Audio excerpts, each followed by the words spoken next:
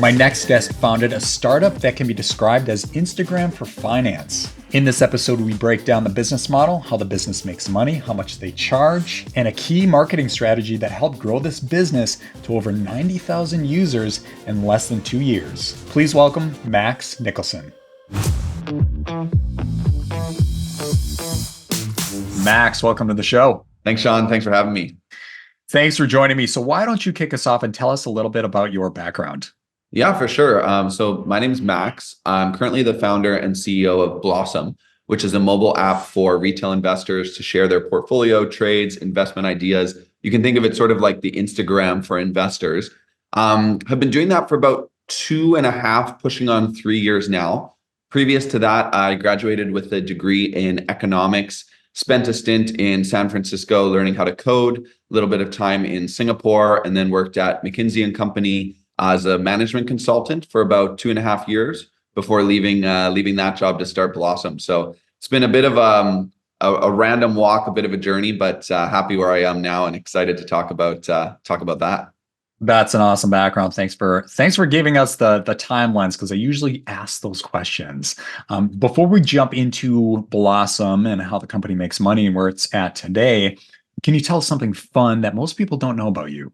Yeah, for sure. So I got my start in entrepreneurship when I was 13. My mom was selling cut flowers at the local farmers market. So I grew up in a really small town, less than 10,000 folks. So all of my experience and exposure to business and entrepreneurship were the vendors selling stuff at the farmers market. And I said, hey, I want to do that.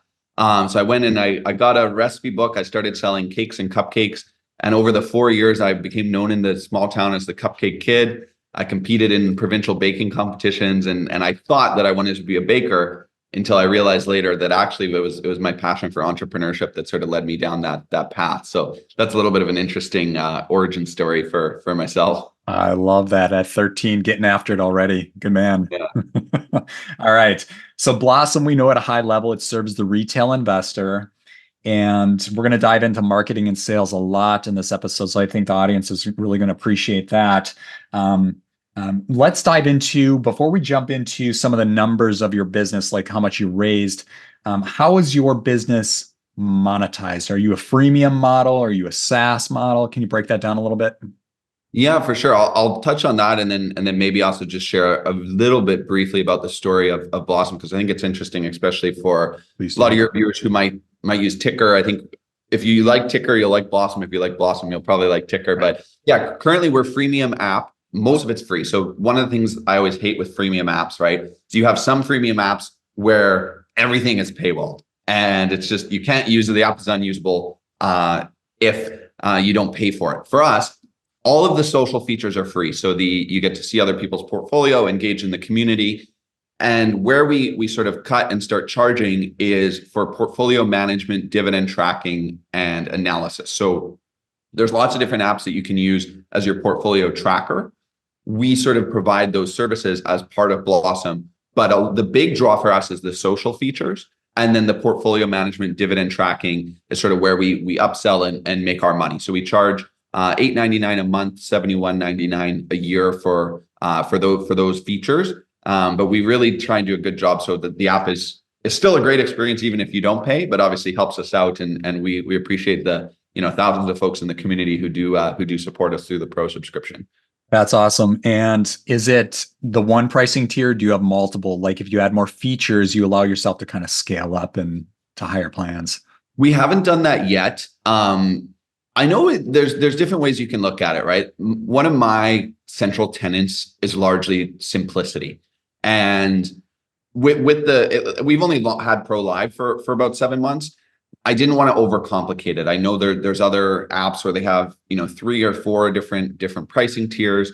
We just wanted to keep it simple. Also, when we launched it, the feature set was limited. Maybe it's expanded a lot in the last 7 months. Maybe in 6 months, a year from now, it'll make sense to cut it like that. But for now, it hasn't made sense so far. Got it. Yeah, B2C, I found you're right. Like you want to keep it really simple, like lower the barrier to entry. Like you're a freemium model. We're a free trial, no credit cards. So the barrier to entry on both our platforms is really low. You want to get people in because, B2C, you don't want to be on Zoom calls. You're not selling anybody. Like you'll appreciate this when I talk to people. It's like, how many times did Netflix have to call you before you join Netflix? Answer is zero, right? Yeah. Same thing with Spotify. Like you want people just joining and really selling themselves on the experience and kind of leveling up from there. But yeah, interesting. So you're the one tier. Quick, we were one tier as well, but we found we're using a lot more third-party features that add a lot more cost. So we added that additional tiers, but made them really clear. You're right. You said simplicity is key, but make them very clear so people know what they're getting within each tier. Yeah, 100%. And I think like another core principle that we're going to try and do a lot more of is like show and not tell. Like I know that's a very, very important principle. So actually one of our investors is this great VC called Goodwater. They're one of the larger consumer VCs in North America. And they have a lot of great sessions on this topic. One of the ones that we recently listened to was the guy, he was involved in product at Tinder, growing their revenue from about 100 million to $1 billion. And he was talking about different paywalls, different ways you can show and not tell. To use a great example with Tinder, the way that they'll prompt you to upgrade to Pro is they'll actually show you the blurred out image. A big part of their Pro, he was saying, is like, you can see whether other people liked you, and they'll blur that out and say, hey, you have 4 people who liked you, unlock Pro to see that. In contrast, what they could have done and what a lot of apps do, they just pop up Pro all the time. They're sort of tell you about the features, right? Rather than showing you. And so that's a big piece actually that we can even do a better job of, with thoughtful blurring. I did a bunch of user interviews and a number of folks actually requested features that we already have as part of our Pro plan. So I was like, okay, we're not doing a great job, communicating these features. So that's sort of one piece of advice that I've learned that we're trying to implement more of that's sort of related to this topic, I think. Yeah, to put that in practice, the show versus tell, how would you do that within Blossom? Would you show like a blurred out area of like, let's say the portfolio tracker, and you can like see enough to be like, oh, okay, I see what I would get. Kind of walk us through that. I was going to show you on my phone, but I'm already on Pro. But yeah, essentially, we have lots of different like sector breakdowns, dividend tracking, all of those pieces. Right now, it's all just a full blur. So you actually can't see the UI or what the widgets look like. Where we would be taking that to is you can see them, you can see exactly what they look like, maybe even click into them, but just the numbers are blurred out. So it's very clear exactly what that is. And even with the blurring, some apps will do, there was one competitor app, I won't name it, but I was doing competitive research and they have a great Pro product, but I couldn't figure out what the heck I was paying for. Like I kept trying to figure it out, and they don't even really explain it very well. And so that's a big piece, right? And especially with user interviews, hearing folks say, oh, what one feature, for instance, on Pro, you can break down your RSP, TFSA, that's the Canadian equivalent of like Roth IRA, traditional IRA. Same thing if you're a US Pro user. We don't really show that anywhere. So instead of just hiding that in one of the lines on the Pro prompt page, we can actually show that, oh, there's that filter button, show that you can click that, but then have those blurred out, or once a user goes to do that, then they can see like it's a Pro feature. So those, they're little ways, right? Because really, it's really annoying. People hate it when an app just constantly, you open it up, it tells you to buy Pro. You open it up, tells you to buy Pro. Like, I don't want our free users to have a bad experience. I want them to be able to use the app. We really love our free users as well, right? You want to package the Pro offering in such a way where when users actually have that need and they want to use the app for that purpose, then you can show, okay, hey, this is actually that point where they can upgrade to Pro, rather than like a knocking on their door salesman every day saying, hey, you want to buy Pro, you want to buy Pro, you want to buy. Let them sort of tell you, hey, this is something I'm interested in, and then you prompt it, right? So I think it's multitude of factors. One, it like benefits you and benefits your conversion, everything. It also benefits just the user experience on your platform for the people who want to use it for free and don't want to buy pro. And those folks are also really valuable, especially for us as a community app. There's many folks who contribute to the community just by posting, commenting, sharing, which is as valuable for us, right? As you know, them paying and supporting us monetarily.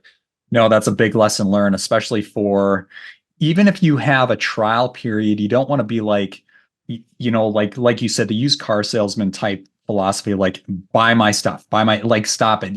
It's really leaning into product-led growth, like great UI, UX to like clearly communicate and show what they will get if they upgrade. Otherwise, we're not going to bother you with pop-ups. Like it's your call. Yeah. Exactly. Right. Great lesson learned. Love that. Love that. That's awesome. Are there any other lessons you learned on this journey with Blossom regarding freemium? Because there's a lot of businesses out there, or entrepreneurs, I should say, trying to create a business. And they're like, do I go freemium? Do I go trial with credit card upfront or credit card after? And then they get into pricing. I mean, there's 1,000 questions underneath. So to find out what are mistakes made along the way is huge. So were there any things you would maybe do a little different? Yeah. Well, actually, so I'm in like a group chat with a bunch of my buddies who also run apps, and I've heard lessons from them. One of them runs a fitness app. One of them runs like an app for couples.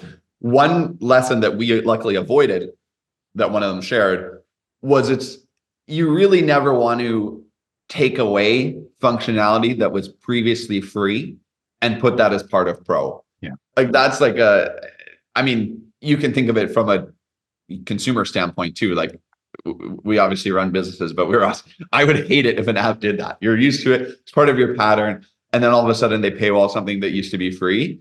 Really, you want to build new features, new functionality as part of that pro. And the way that I think about it too, right, is we're offering this new sort of portfolio tracking, dividend tracking. It's very reasonable for us to charge for that because that is something that, requires higher data costs, like you said, higher costs on the servers, higher API costs, and also required a lot of effort to build and manage.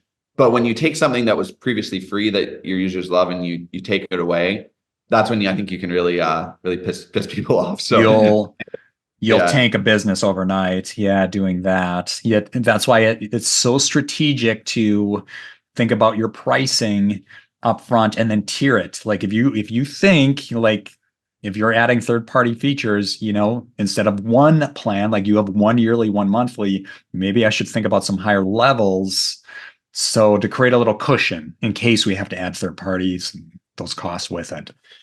Yeah, 100%. And I think it's just like really trying to put yourself in your user's shoes, right? Because I know this conversation is like very, commercially oriented, which is fair, and it's the way that like a lot of people think and talk about this. But like, especially for Blossom and our app, like we're really a community, and people feel part of the community, and we want them to feel that way because they are, right? Our app would be nothing without users posting, commenting. So for us, it's even more important. But I think every app or company should think this way, rather than just like, okay, how can I like squeeze out all the value? It's like, what's fair? What's reasonable? What will people like get on board with? Like sometimes people try and hide stuff. Like if you're completely transparent about this, would like the majority of your users be like, yep, that's fair. Like that's a pretty good like gut sense of I think like really try to put yourself in the consumer shoes rather than just like trying to squeeze as much money or value out of it. And that's one thing I'm really happy about. Like we haven't had a lot of our users, like I think the way we've packaged up pro, it's like fair and people like want to support us and help us out. And then the people who are our free users are also like, hey, this app is still great and I'm still able to get a lot of value out of it. And you look at Duolingo, right? Only 8% of their MAUs are on pro. That's a good metric. That means 92% of their users are still getting a lot of value from the app without having to pay for it. But then you have those super users or power users, that like 10% that are going to pay for it. And that's actually who you want to build the pro for, is like those super power users who want to support you anyway. What can you build for them that's like really special to sort of thank them for their like extra support, like monetarily? Yeah, no, that's a good way to look at it. Yeah. Let's dive into your pricing a little bit here, and then we'll keep moving. How did you arrive on the pricing? You said it was $8.99 a month? Yeah, $8.99 a month, $71.99 a year. Okay. So the $71.99, it seems like a bit of a random number. I think that I'm trying to remember the math here. It divides into 12 really nicely. So $71.99 divided by 12, $5.99. So it's basically a 33% discount if you get annual. Yep. Different companies will give a different style discount for annual, right? I think that the reason that startups like ours give a discount for annual is because from a cash flow perspective, annual is much better for us, right? Getting that cash in the bank. Obviously, over the 12 months, you make more on the $8.99 a month, but getting that, cash is king, right? And getting that cash up front is beneficial. So, you can give that a little bit back to the users. And then I think an interesting fact too, especially for any of our users, maybe watching this, is 15% of that actually goes directly to Apple and Google. It's Elon famously called it the tax on the internet, where they just right off the top, they shave off 15% of that goes to them. So we only actually get 85% of that amount. But yeah, I mean, I think that giving discount for annual is generally a good idea, because it's beneficial for you from a cash flow. And then you can also frame it of say, hey, $71.99, that is $5.99, right? A month. And that, once you put it in that perspective, it makes it a lot more palatable. Yep. We see a lot, and we do the same thing, try to go about 30 to 40% discount, frame it as 3 months. Like, this is something we learned too, pricing psychology, is people don't gravitate towards a percentage off. They tend to lean towards more a dollar saved or how many months free. So we actually phrase it 3 months free by going with yearly. But that's a good way to do it too. Yeah. With the price at that $8.99, how did you arrive there? Largely, I think it was just looking at other apps, like what felt reasonable for that. Okay. You don't like double what everyone's charging, but No. You got to put your stake in the ground somewhere, and then you can also just see, is that good? I mean, we were previously at $59.99. We actually increased the annual because we added a lot of new features, right? And so that was one change we made. I don't expect like too many more changes to the pricing, but it's sort of well in line with like a lot of the other like competitors' apps. Gotcha. So you did a competitive analysis and then try to put yourself in the ballpark. A good takeaway there, and I do this at points within the podcast is kind of speak to our audience, is B2C, you got to be so sensitive, I found, with pricing. They say you should charge what you're worth, and that's very true for B2B because you're charging businesses. You can charge a higher price point, but consumers, you got to put yourself in their position. And what's going to be a number that they're going to take it serious, but at the same time, not churn out, not leave or put it on their list of like, okay, I've got 10 subscriptions and I need to cut it down to 7. Here are the 3 I need to get rid of. You don't want your app falling into that conversation, right? Yeah. Yeah. Because people are always having those conversations. What apps to trim, and you don't want yours being on that list. 100%. Yeah. I think like one good principle that I know my friends have used that works well is like A/B testing with pricing. Like you can run some good A/B tests. The reason we don't do that is because like the way that you do an A/B test is you're basically showing different prices to different users and then seeing like whether they convert, right? Which is great in theory. But for us, there's like sort of a degree of unfairness a little bit to that with like the community. If, Joe's getting a higher price than Angela for just like random reasons, like that data is really important because then obviously you can use that to see what the perfect pricing is. But for us being a social app, we've decided not to do that. But in the perfect world, if we could run sort of tests and see what the right pricing is, essentially it comes down to, like a mathematical equation. So that is like probably best principle. And then for anyone who uses apps, actually, if you go into settings of the App Store, if they have a bunch of A/B tests running, I don't know if you've ever done this, Sean, but you can see what other prices they're running. And sometimes you can even just get a lower price for the app just by going in there and selecting the lower priced plan. I've done that for a couple apps and got like a 30-40% discount. Unbelievable. Yeah, never tried that. Although the few of the apps I do subscribe to, including Netflix, it's like at a price point low enough that I'm not going to churn out of this. And I doubt Right. Netflix would be running like A/B tests, right? Because I think No. everyone would know, like knows what their price is. Yeah, yeah. Some of the more smaller apps will be running like A/B Yeah. tests. All right. Before we get to marketing and sales, I wanted to just touch on some of the numbers now before we hit record. Mention you're not going to reveal revenues right now, and to the audience, there are certain tech startups we will speak to that they can, some can't. That's totally fine, especially if you're in aggressive fundraising mode. You want to protect your numbers a little bit, so I totally get that. Now, you did mention you do have a few thousand subscribers on the Pro plan. Is that correct? Yeah, I think we're almost 2,500 now. So that's Okay. really exciting. It's around 6.5% of our monthly actives. So that's sort of a number I'm really happy with. I think we can get that up to sort of the 8 or 9% that Duolingo has as a target. But you could theoretically get it up to 50% by just like paywalling everything, and then it's Don't do that. unusable. I think like Duolingo is like a good model of that. Of like if you're around 8-9%, you're like cutting it in a good, true freemium fashion. But yeah, that's about half of our revenue comes from B2C, and then the other half comes from B2B, actually working with, and a lot of our users will be familiar. We have a learn and earn feature on the app where users can actually complete short lessons about different ETFs or stocks and earn $1 or earn 50 cents here or there. And those companies obviously pay us for those lessons and to drive awareness to their ETFs and stock.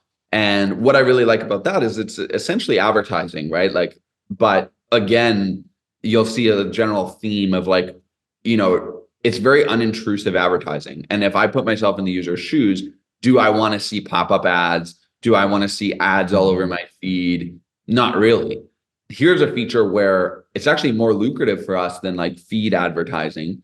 And it's very win-win for the user. They earn $1. It's opt-in. They don't have to do it. They can choose not to. But if they do, they earn a little bit of money, and they get to learn about a new product that they're probably interested in already, right? Because they're an investor, and we obviously benefit because it makes us revenue and diversifies that revenue stream. So I really like it. And we modeled it after Coinbase had a similar feature for cryptos. And I really, really like that feature. Even as a user of crypto, I was like, this is sweet. And then when I was doing Blossom, I'm like, hey, they're making money off that. And it's something that I really like. Like, it's actually a really cool feature that I like. So I'm like, well, that's a winning feature to me. If you can get a win like that, it's those are hard to find. How do you charge for that model when you go to, because you got a sizable base of, what is it, over 80,000 people on the platform? Yeah. So do you go to a corporation and say, hey, we've got this many users and we want to promote one of your products, whether it's a certain ETF or something, and then do they pay you based on the number of times a module is viewed, or is it based on the amount of users in the platform?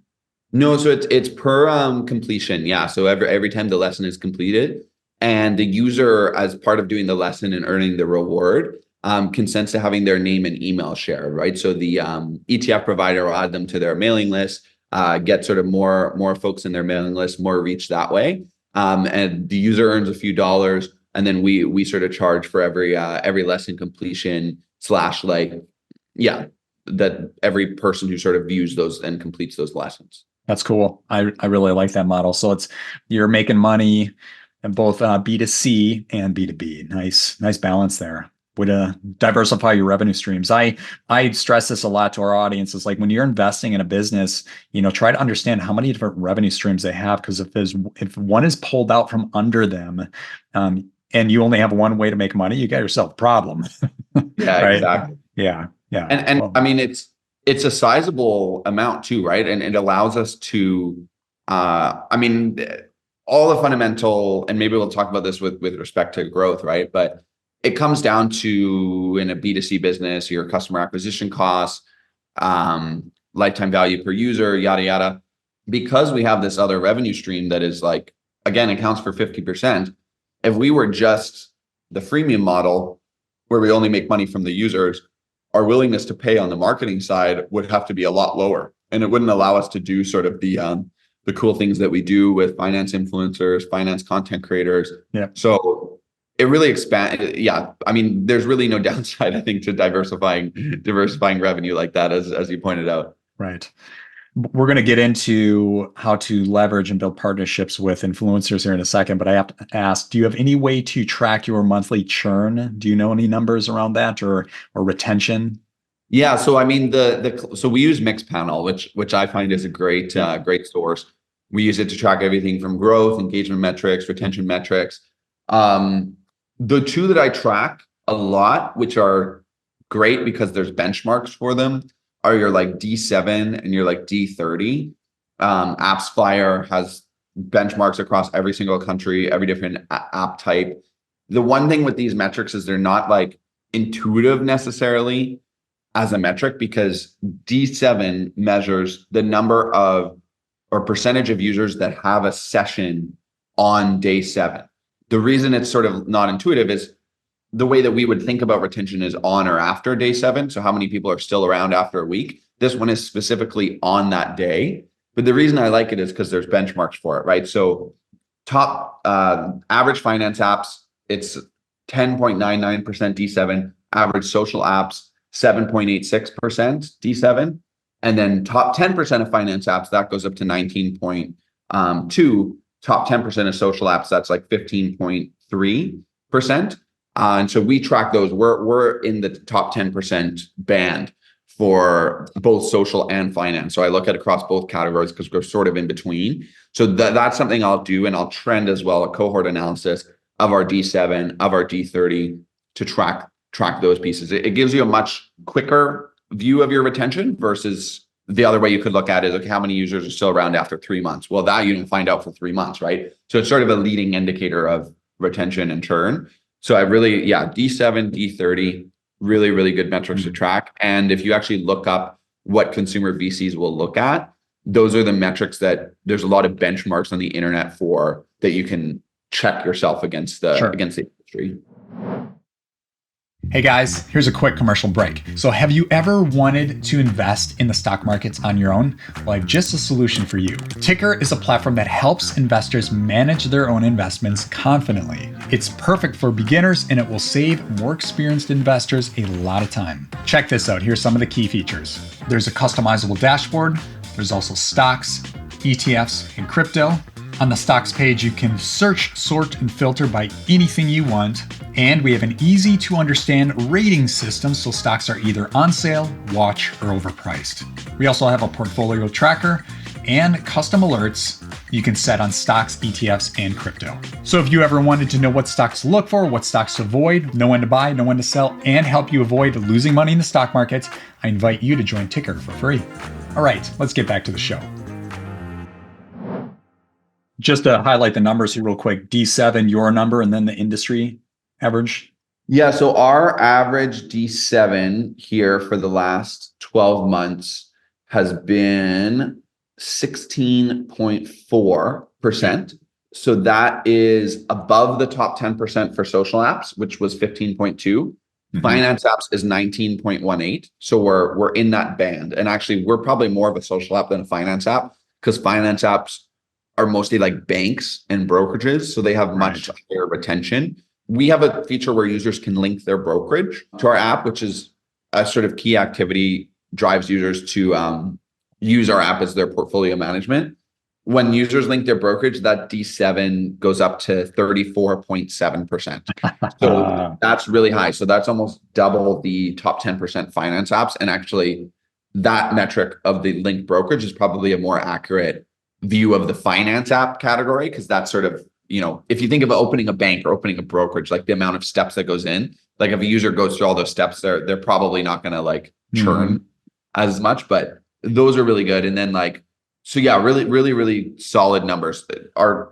You mentioned product market fit actually before the call. The sort of classic graph that you'll use product market fit is you want it to sort of flatten out. So with any app, you're going to have churn, and then it should flatten versus like without, and I think I'm doing this the wrong way with the mirrored screen, but you're okay. If it goes flat and you lose users, you want it to sort of flatten. And so we see that. I could show you here, but we have a nice sort of flattening retention curve, which is nice. Good to see.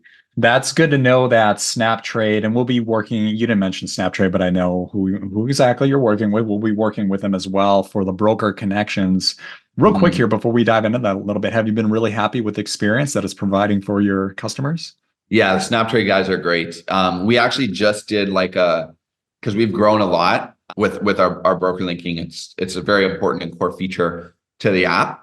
We just completed an analysis of looking at everyone again. So obviously we did that a year and a half ago when we picked SnapTrade. We wanted to just, hey, take a step back. Let's make sure that this is the best option. And we did find that. And we put a lot of work. We chatted with the other providers. Definitely SnapTrade is great. One of the main reasons is because of the refresh time.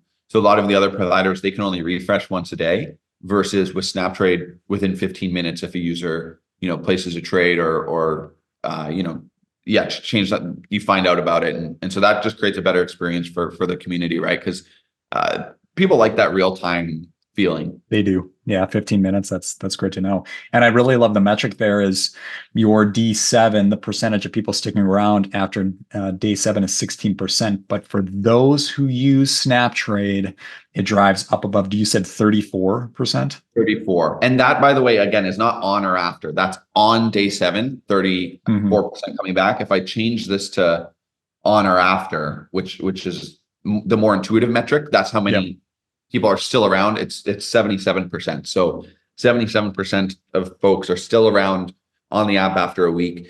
For folks who aren't in this world, that may sound low. It's like, okay, you're losing like 23% of your users, but that's like really, really good. Like that's, you probably know Sean, right? What a key lesson learned here is, and this is anybody out there, let's say you don't have an investing app or finance, and in that case, SnapTrade is a moot point.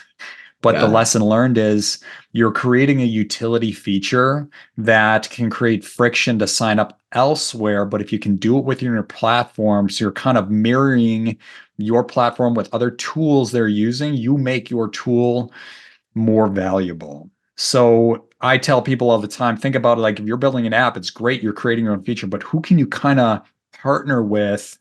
So you lock in like, oh, in one clean location, I get this, that right there elevates the value of your product and makes you less susceptible to churn. Yeah, I think it's both that, Sean, and just like figuring out what key activity in your app is that driver, because some people don't know. Yeah. And then obsess and focus on that. Because I know once a user links their brokerage to Blossom, it's a way better experience as an app, and it makes our metrics all go up 2 to 3 times. Another app, to use another example, not in finance, one of my friends who runs an app for couples called Couply. I think they're one of the top apps for couples in Google Play. Their key activity is you linking your app to your partner. So, right, your girlfriend or boyfriend or partner, right? Once they link their app to you, that obviously is their key activity. So if the user hasn't done that, how can you drive that action? I'm sure his metrics go up double, triple, even more as soon as that happens. To transition here to product market fit, was there a key indicator you knew when you achieved product market fit? I think a lot of companies do have that. Like the way that I see it, and maybe this is just from my McKinsey background, is like it really is week after week, little tweaks, little optimizations that are driving you closer to the goal from my experience. We've definitely had updates, but we're not a company that does these like big updates. Some people, they're like, oh, we've been doing this update for 3 months. We've been doing this update for 6 months. And you'll look at their app store listing and they haven't posted an update in 2 months. We post an update like every 2 weeks, right? So we're very, very fast to ship. I think we had 30 updates in 2023, which is like even more frequently than every 2 weeks. So we have an amazing team. And so because of that, if you had one every 3 months, you see that for 3 months, you'd hope for a big step change. We see more gradual change. And I think that from my perspective is actually a better way to do it, because you're just 2-week sprints, you're constantly collecting user feedback, you're constantly testing things.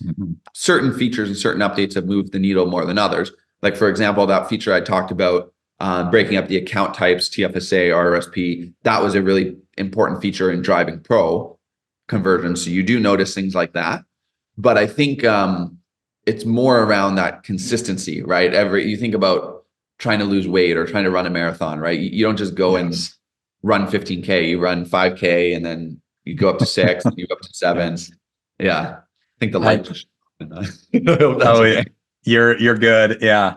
All right. So let's get into marketing. You guys are doing some cool stuff. You're bringing in a lot of people in a short amount of time. How are you doing it?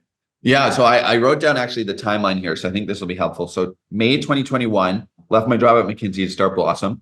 January 2022, we launched the private beta. So I think about 6 months. Honestly, I think that took us too long. The sort of classic adage is if you aren't embarrassed with the first thing you ship, you launch too late. I mean, I was still embarrassed with the first thing we shipped, but still, I'm like 6 months. Could we have launched something even sooner? Get it in the hands of users. How could we have launched something in like 1 month that people, or 2 months, 3 months that people can start looking at? A lot of companies make the mistake of, and there's actually a competitor who's launching in the US. They've been building for 2 years and now they're just launching. And I'm like, we have 1.5 years of user feedback that they don't have. It's like, good luck. Anyway, January 2022, we launched our private beta. May 2022, we launched on the App Store. It took us 7 months to grow from 1,000 to 10,000. And then it took us 12 months, or it's going to take us 12 months to grow from 10,000 to 100,000. So we're currently at about 91,000, but we're going to hit 100,000 next week. So you can see, I mean, same thing with that consistency. Like, I think few apps, with the exception of like ChatGPT or like Clubhouse, really are going to hit, unless you have some sort of moment of virality that goes. And even then, you don't necessarily want that, because the exponential sort of accelerating growth can be really helpful because you're continually refining, adapting the platform. If we had had that growth month after we launched, we would have churned 80% of those users because the app was sort of crap back then. But I'll pause there. I can talk about how that growth has come, but now we just grew 18,000 users in the last 30 days. So it's sort of additive. It's spiral effect, I guess. You've got a solid viral coefficient. Do you know what that viral coefficient is? Are you able to calculate? If not, no worries.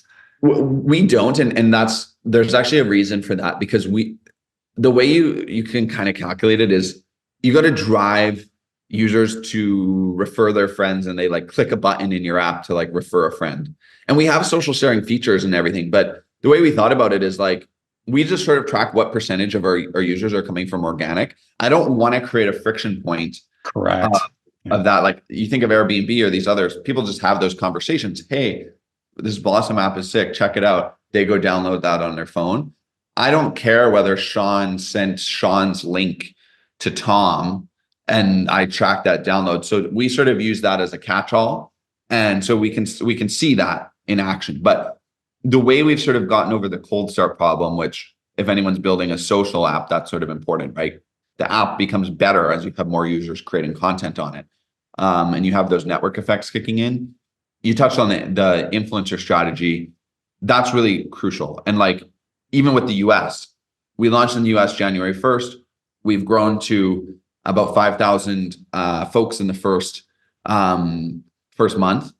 A lot of that has been through the finance content creators. For us, I think we have a very maybe unique view of content creators. One, because they're not just driving growth for us; they're also driving engagement and content and their presence. And so, like, I really view those folks as really, really important. But the biggest lesson that I learned is like, so many companies view folks like that so transactionally. They're like, I pay you, you make a video, I get users, blah, blah, blah. For us, maybe it's easier to not think of it that way, because again, we want them to be engaged on the platform, sort of like, Vine or YouTube or any of these, like you want to have that good relationship with the creators. But I think like the biggest thing is just like, these people, they're just like people, they're like you and us. Like, and so I don't know, through working with them, I've actually become friends with many of them because they're just like cool people. And I've always encouraged my other founder friends, sometimes they'll get a marketing manager to like manage that creation or that conversation. Like, don't do that. Like, take them out for dinner yourself, get to know them yourself. Like, these people also have a really strong pulse on like the industry that you're in, and they know what people care about. They know how to speak to those users. Yeah.